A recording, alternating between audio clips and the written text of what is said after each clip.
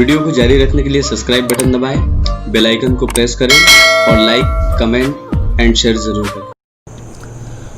प्यारे बच्चों नमस्कार, एक और बार पुनः मैं आपका स्वागत करता हूं नए टॉपिक के साथ। और आज का हमारा टॉपिक है विद्युत फ्लक्स और गाउस प्रमेय।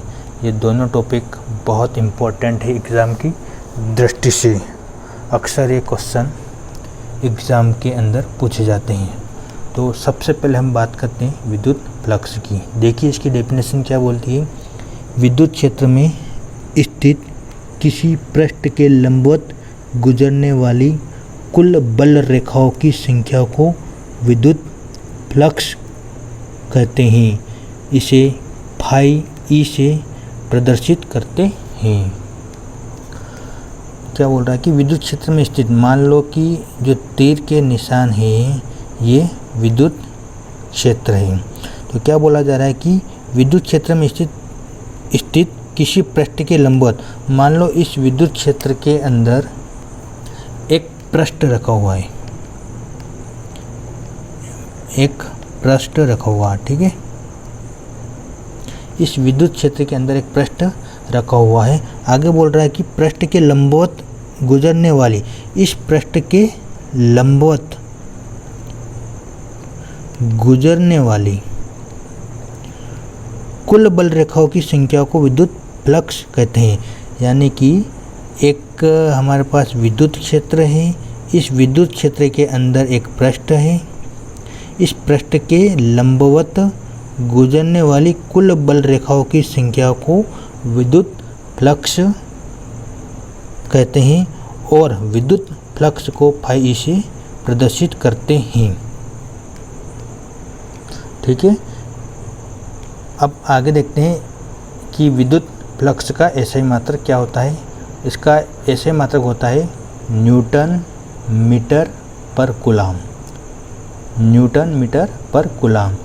अतः विद्युत फ्लक्स को फाइनली अपन रिप्रेजेंट करते हैं फाई ई से, लेकिन फाई इक्वल होता है E vector dot D S vector. अब हम समझेंगे कि phi equal E vector dot D S vector कैसे आया। यहाँ पर जो तीर के निशान रिप्रेजेंट हो रहे हैं यह एक असमान विद्युत क्षेत्र है। इस असमान विद्युत क्षेत्र के अंदर हम मान लेते हैं कि एक पृष्ठ रखा हुआ है। इस पृष्ठ को हम नाम देते हैं एस। और यदि इस पृष्ठ के अंदर एक छोटे से क्षेत्रफल का पृष्ठ डी एस रखा हुआ है, ये डी एस जो पृष्ठ है अल्प पृष्ठ है और ये इस बड़े पृष्ठ का एक छोटा सा भाग है। यदि हम इस बड़े पृष्ठ को बहुत सारे छोटे छोटे भागों में विभाजित करते हैं तो यहाँ प्रत्येक छोटे छोटे भाग डी एस में विभक्त हो जाते हैं। अर्थात हम समझ सकते हैं कि यदि एस एक बड़ा पृष्ठ है और यदि इस एस के आगे में डी लगा देता हूँ तो ये जो एक छोटा पृष्ठ बनेगा, एक अल्प पृष्ठ बनेगा, जो किसका भाग होगा, इस बड़े पृष्ठ का ही एक छोटा सा भाग होगा। अब हम बात करते हैं इस छोटे से पृष्ठ डी एस के विद्युत फ्लक्स के बारे में। तो देखिएगा कि इस छोटे पृष्ठ डी एस का विद्युत फ्लक्स क्या होता है। यहाँ पर हम मान लेते हैं कि इस छोटे पृष्ठ डी एस का विद्युत क्षेत्र ई है तथा डी एस जो है इस छोटे पृष्ठ का क्षेत्रफल है। तब इस अल्प पृष्ठ से गुजरने वाला कुल विद्युत फ्लक्स को होगा वो डी फाई ई इक्वल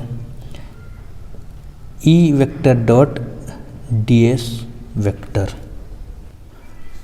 अर्थात जो विद्युत फ्लक्स को होगा वो इस छोटे से अल्प पृष्ठ का विद्युत क्षेत्र और इसी छोटे अल्प पृष्ठ का कुल क्षेत्रफल का डॉट गुणनफल होगा इस अल्प पृष्ठ का विद्युत फ्लक्स।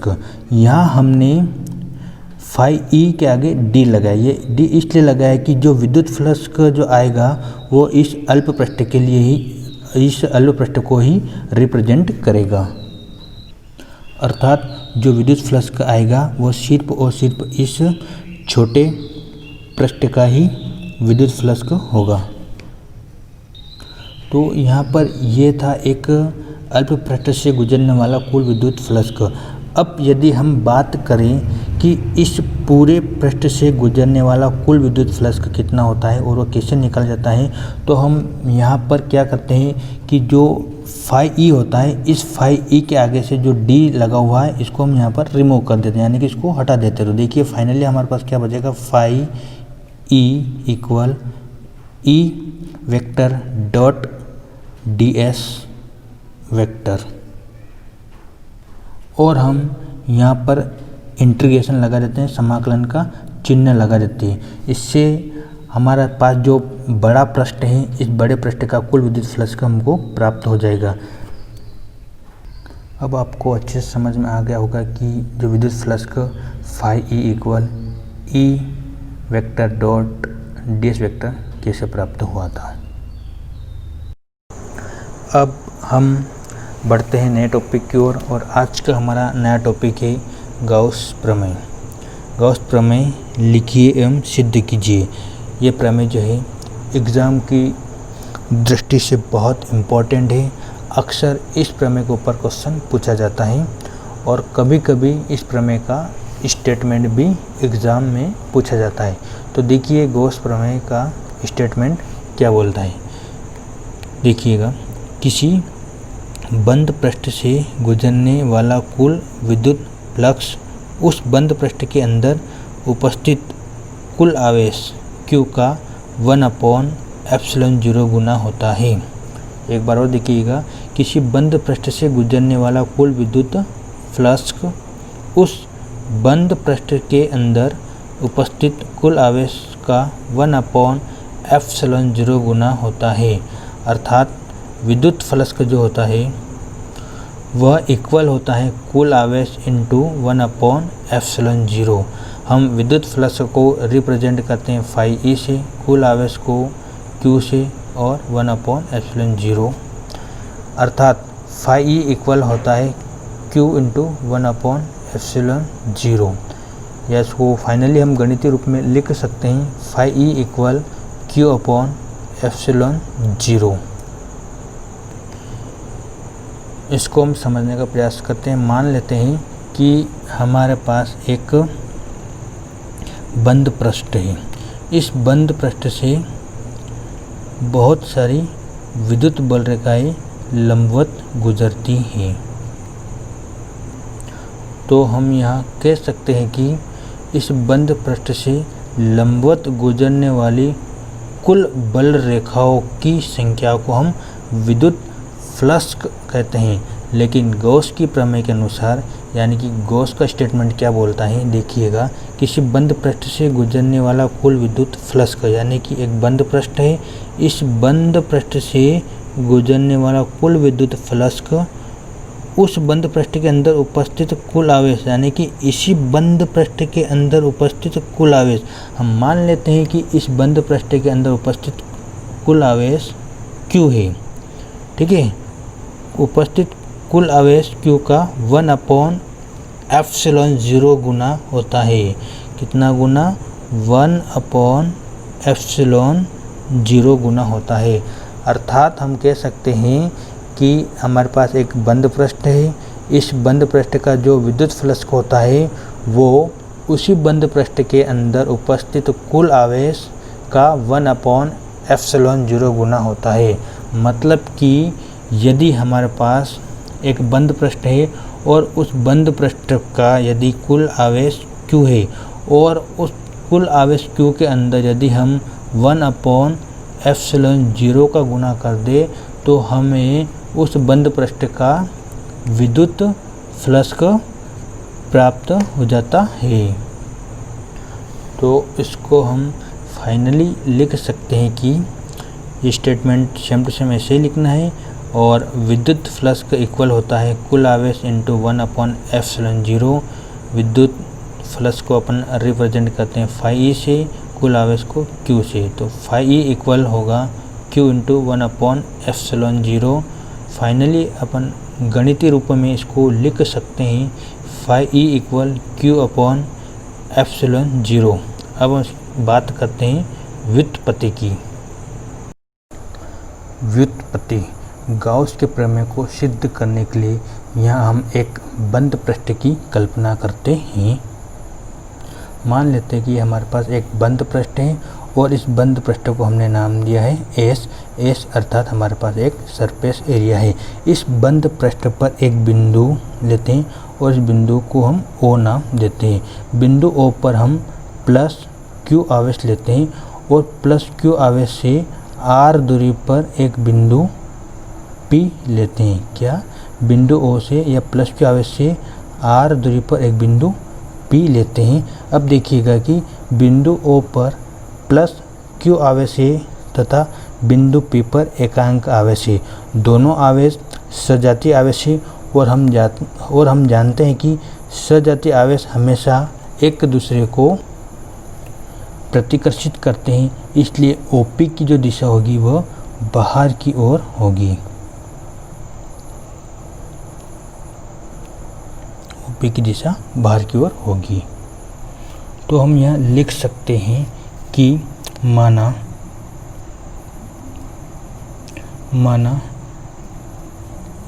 एक बंद पृष्ठ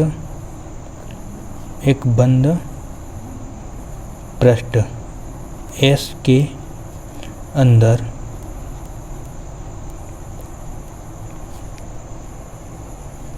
बिंदु O पर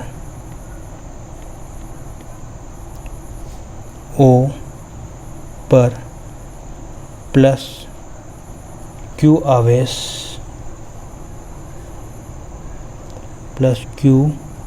आवेश रखा है।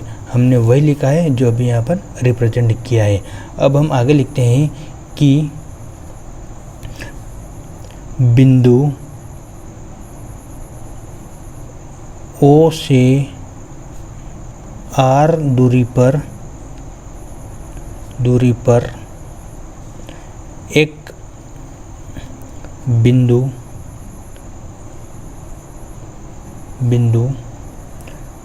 P स्थित है। देखिए बिंदु O से R दूरी पर एक बिंदु P स्थित है। बिंदु O से R दूरी पर एक बिंदु P स्थित है। इसलिए इस बिंदु P पर विद्युत क्षेत्र की तीव्रता, इसलिए ये आप लिख सकते हैं, तब बिंदु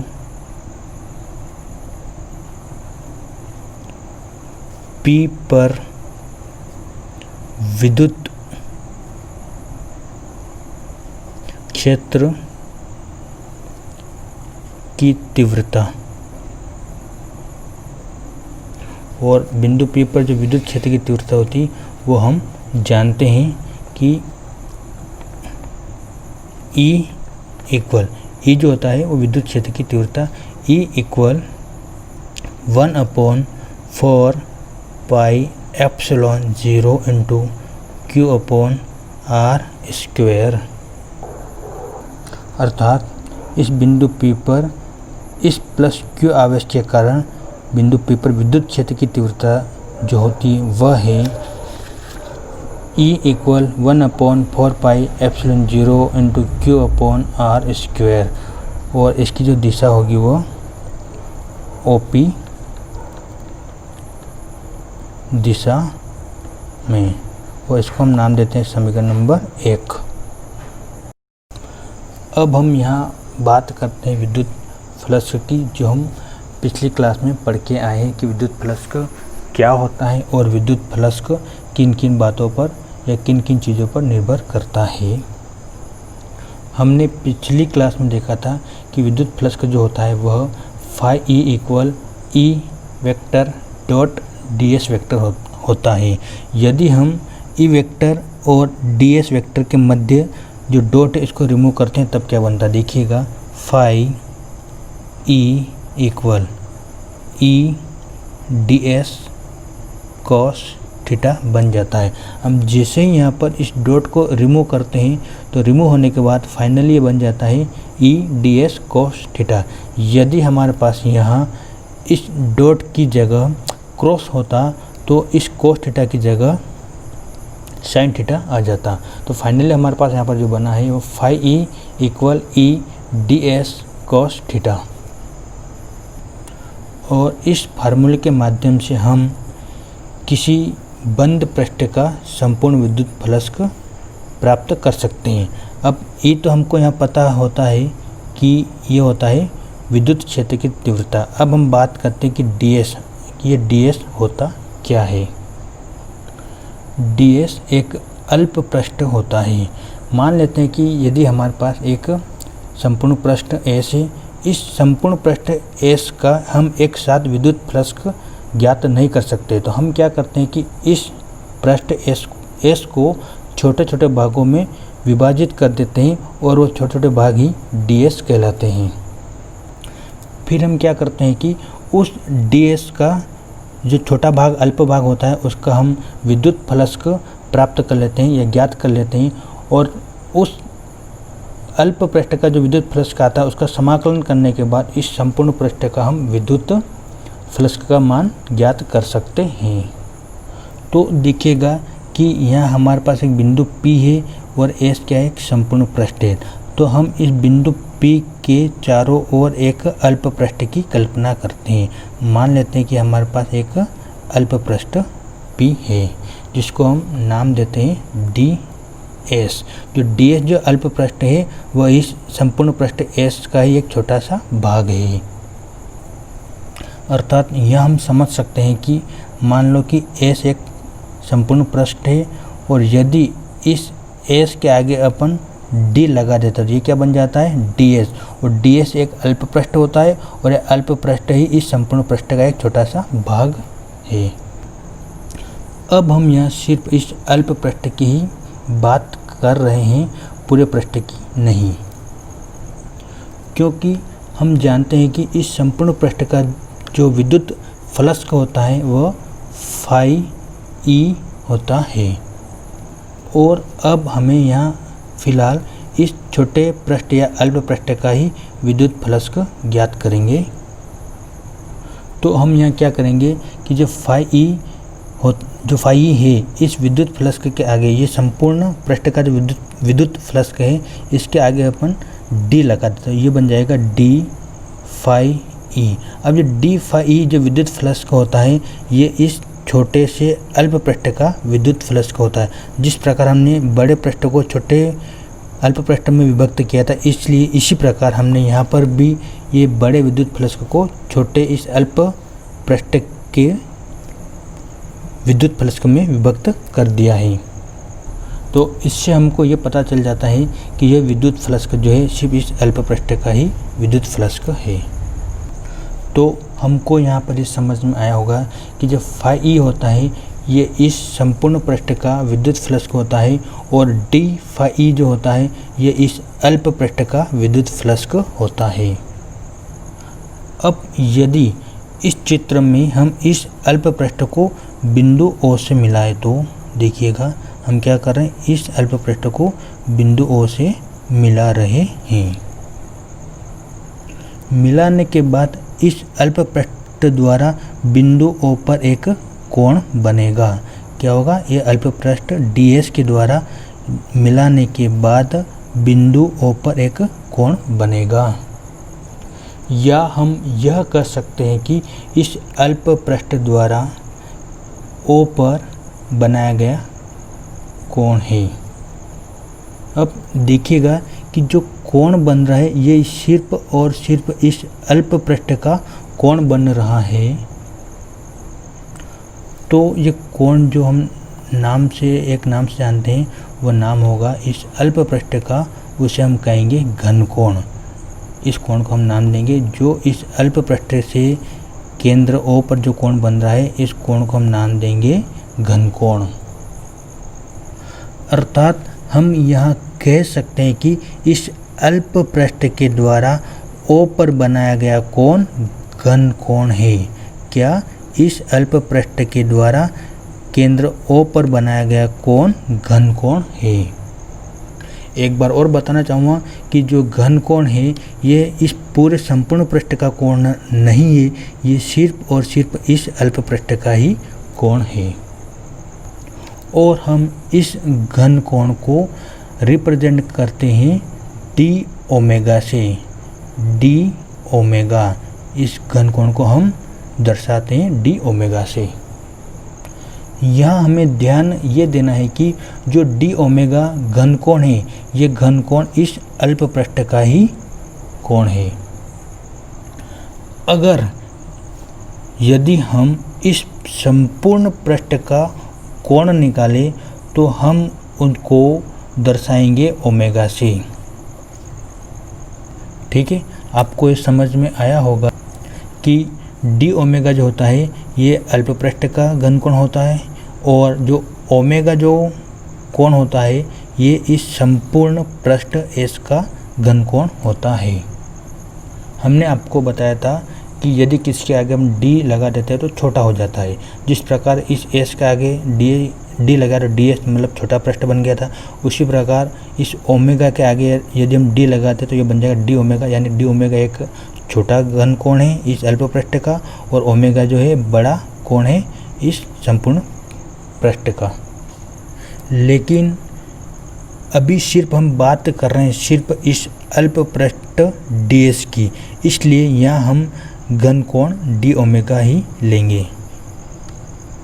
तो यहाँ हम ले लेते हैं कि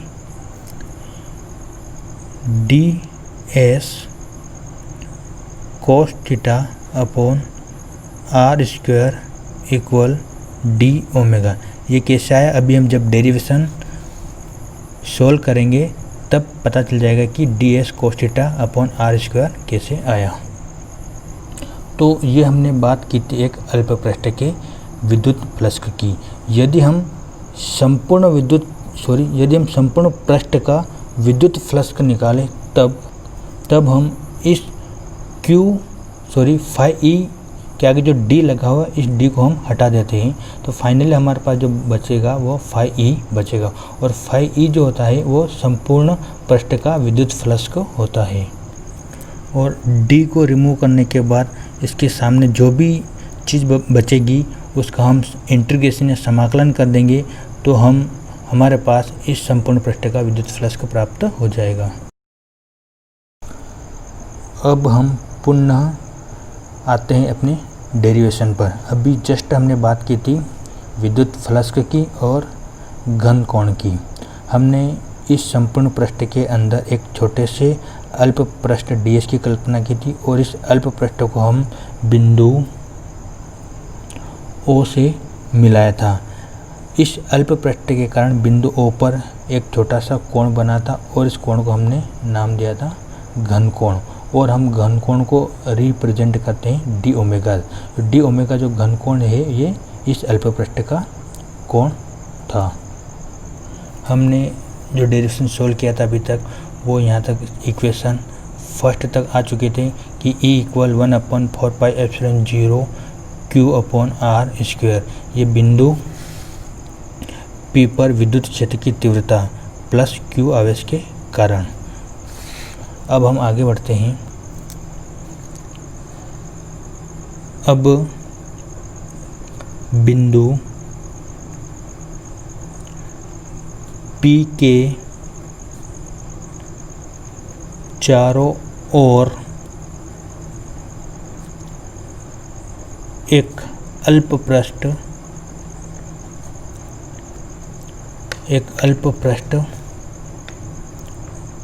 ds की कल्पना करते हैं।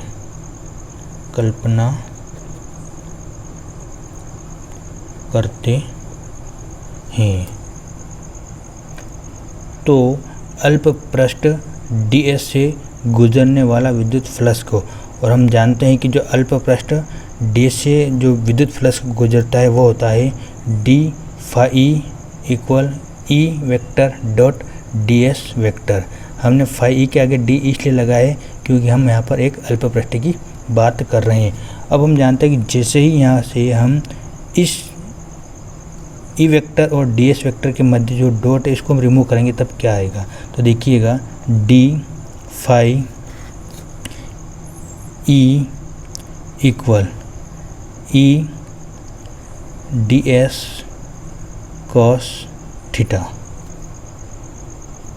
हमने यहाँ डॉट को रिमूव किया, जैसे ही डॉट रिमूव होता है तो क्या आता है, cos थीटा आ जाता है।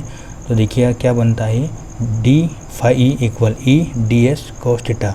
और ई का वैल्यू हमारे पास पता है, हम जानते हैं ई की वैल्यू क्या होती है। समीकरण 1 से हम यहाँ पर ई का मान रखेंगे, तो हम यहाँ पर लिखेंगे कि समीकरण 1 से ई का मान रखने पर, और हम जानते हैं कि समीकरण 1 हमारे पास ये रही, और ई इक्वल होता है 1/4 pi epsilon 0 q upon r square, equation first. ये इक्वेशन 1 का मान जो है ये हम इस ई की जगह रखेंगे। देखिएगा डी फाई ई इक्वल, इस ई की जगह अपने को मान रखना है 1/4 pi epsilon 0 into q upon r square, और ये सेम टू सेम, तो आ जाएगा ये डी एस कॉस थीटा। अब हम इसको थोड़ा सा एडजस्ट करते हैं। देखिएगा कि डी फाई ई इक्वल, हम क्यू को यहाँ लिख देते हैं, क्यू अपॉन 4 पाई एप्सिलॉन 0 और D s cos theta upon में आर स्क्वायर, और इसको हम नाम देते हैं समीकरण नंबर 2। हमने जस्ट अभी समझा था कि d s cos theta upon में आर स्क्वायर इक्वल होता है डी ओमेगा। तो हम यहाँ पर क्या करेंगे, इस d s cos theta upon में आर स्क्वायर जगह ये मान रख देंगे डी ओमेगा। देखिएगा कि d phi E equal q upon 4 pi epsilon 0, और इसकी जगह हम रख देंगे डी ओमेगा, और यहाँ पर लिख देंगे जहाँ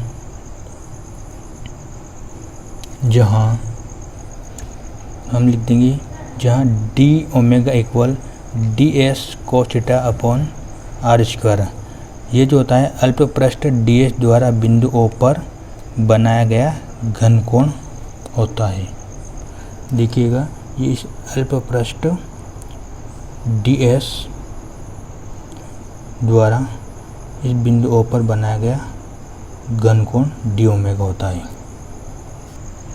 ये जो आया था हमारे पास, ये अल्पपृष्ठ द्वारा बनाया गया या अल्पपृष्ठ के द्वारा विद्युत फ्लक्स का मान वह होता है d phi E equal q upon 4 pi epsilon 0 d omega. अब यदि हम संपूर्ण पृष्ठ से गुजरने वाले विद्युत फ्लक्स की बात करें तब, अर्थात इस संपूर्ण पृष्ठ से गुजरने वाले विद्युत फ्लक्स की बात करें, अभी जो हमने निकाला था डी क्यू फाई, ये सिर्फ इस अल्प पृष्ठ की बात की थी।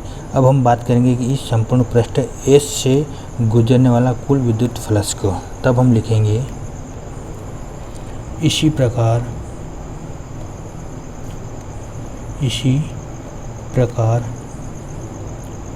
संपूर्ण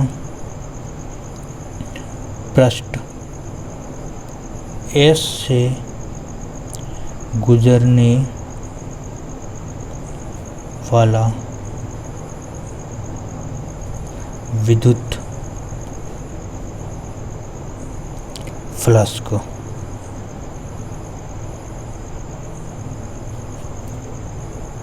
ये हमने जस्ट अभी पढ़ा है कि यदि हम संपूर्ण पृष्ठ की बात करें तो यहाँ पर डी फाई ई के आगे से डी हट जाएगा, तो ये बनेगा फाई ई इक्वल, समाकलन का निशान भी लगाएंगे हम, Q upon 4 pi epsilon 0 into D omega. देखिएगा जब हम संपूर्ण पृष्ठ की बात करें तब इस फाई ई के आगे जो डी है उसको रिमूव हो जाएगा, और जो इसके सामने जो भी इक्वल में होगा उसके सामने हम इंटीग्रेशन अर्थात समाकलन का चिन्ह लगा देते हैं। तो देखिए हमने यही किया है कि फाई ई इक्वल समाकलन हमने चिन्ह लगाए, Q upon 4 pi epsilon 0 into D omega. अब जो कांस्टेंट चीज़ होती है उसको हम समाकलन से बाहर लिख देते हैं। देखिएगा कि phi E equal q upon 4 pi epsilon 0 और समाकलन में बचेगा डी ओमेगा। क्योंकि हम जानते हैं कि डी ओमेगा जो होता है वो अल्प पृष्ठ का घनकोण होता है और यहाँ हम अभी बात कर रहे हैं संपूर्ण पृष्ठ की, इसलिए डी ओमेगा की जगह या इस पूरे इंटीग्रेशन डी ओमेगा की जगह हम लिख सकते हैं सिर्फ ओमेगा। देखिएगा phi E equal q upon 4 pi epsilon 0 into omega. अब ये ओमेगा जो है ये संपूर्ण पृष्ठ का घनकोण है और इस संपूर्ण पृष्ठ घनकोण का मान होता है 4 पाई, इसलिए हम इस ओमेगा की जगह ओमेगा का मान रख देते हैं 4 पाई। तो देखिएगा phi E equal q upon 4 pi epsilon 0 into 4 pi और हम यहाँ लिख देंगे जहाँ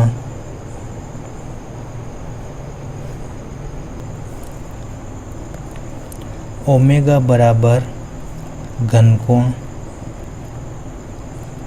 ये जो ओमेगा घनकोण ये संपूर्ण पृष्ठ का और संपूर्ण पृष्ठ के घनकोण जो होता है उसका मान होता है 4 पाई, इसलिए हमने यहाँ पर इस ओमेगा की जगह 4 पाई का मान रखा है। तो देखिएगा यहाँ पर हम 4 पाई से 4 पाई कैंसिल कर देते हैं, तो फाइनली हमारे पास जो बचेगा वो देखिएगा phi E equal q upon epsilon 0 और हमको यही प्रूव करना था गाउस प्रमेय के लिए। तो लास्ट में एक लाइन और लिख देते हैं कि यही गाउस का प्रमेय है। आई होप कि आपको जो डेरिवेशन है ये अच्छे से समझ में आया होगा। इसकी आप बार बार प्रैक्टिस करिएगा, एग्ज़ाम में ये प्रमेय अक्सर पूछी जाती है।